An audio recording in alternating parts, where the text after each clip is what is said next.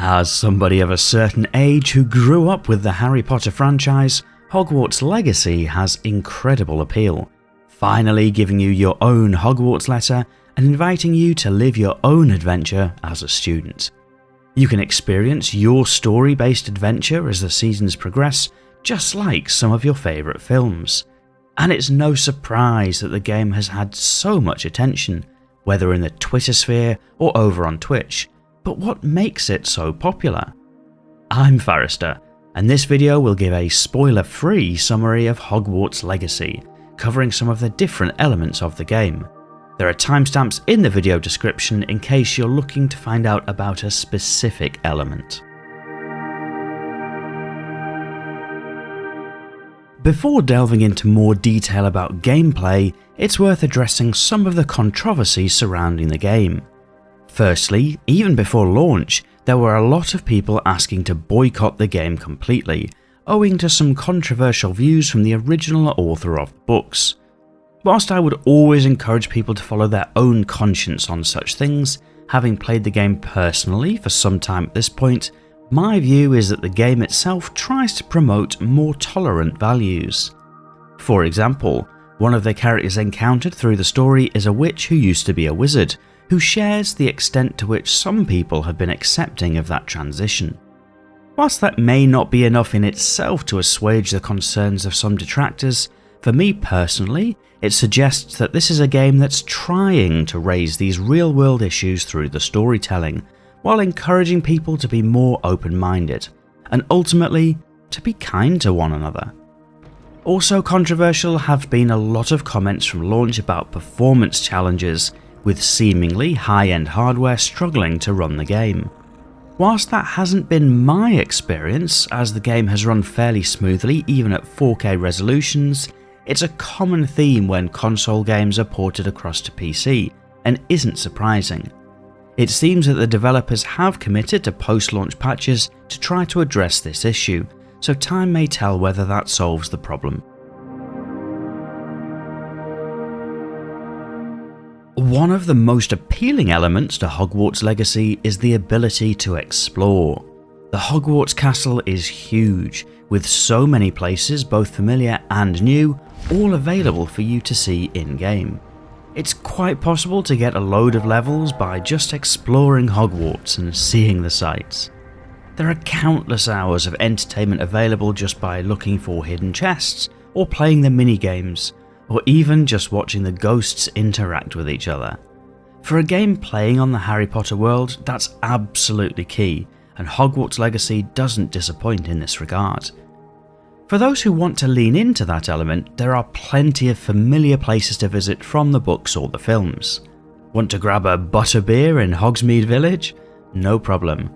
Or go exploring a certain second floor bathroom in search of a sink engraved with a serpent? You can do that too, but you're not isolated to just the castle itself. The surrounding countryside also feels suitably epic to explore, offering a wide, expansive landscape that changes with the seasons and gives flavour to the story.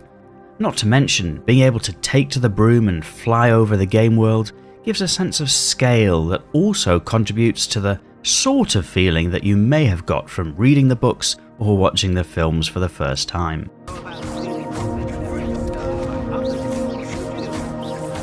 Combat in Hogwarts Legacy feels satisfying. Whilst it's not as brutal as some hardcore games out there are different difficulty settings that allow you to customize your own experience.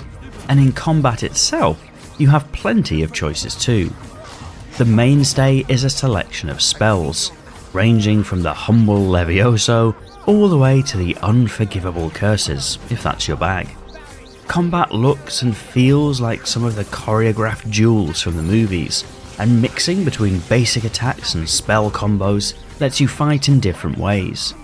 There's enough intricacy in terms of shielding, dodging, and tailoring attacks to break through enemy defensive spells to make combat a satisfying part of the game. And that's further augmented by being able to use plants and potions to full effect.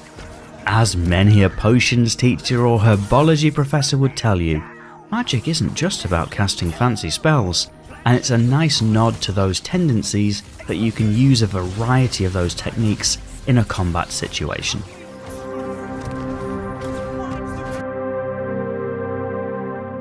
As this is a spoiler-free review, suffice it to say that there is plenty in the story to keep you entertained. The central thread is the main questline, which is built into the narrative of late 19th century Wizarding World politics, with your own special skills and abilities being nurtured throughout. But there are also no shortage of side quests, classes to attend, all of which help you feel part of the world around you and immerse you in the experience of being a student at the best wizarding school in the world. And through all of this, there are callbacks to Wizarding World lore, as little Easter eggs to reward those true fans of the books or films. You'll find yourself making choices based on your own style of play, and none of that is more true than choosing your own Hogwarts house or your own personal wand. For those who choose to, you can even link those decisions to your Pottermore account to make the in-game choices flow from there.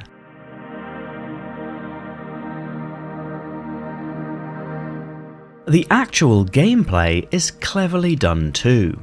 In many a traditional game, it's all about fighting, and whilst going out and fighting things is a good way to get experience points to level up, there are plenty of other ways too, not least simply exploring the world.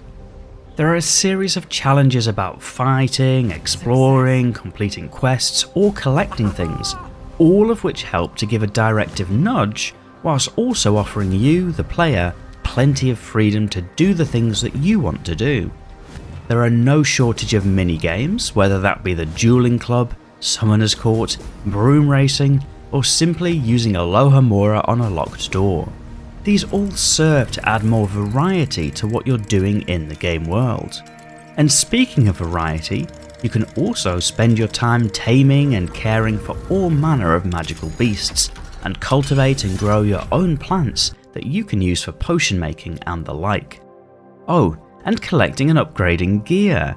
You can pick up different items that make you more powerful, customize them for your own combat style, and also change their appearance so you can present your character to the world in the way that you choose.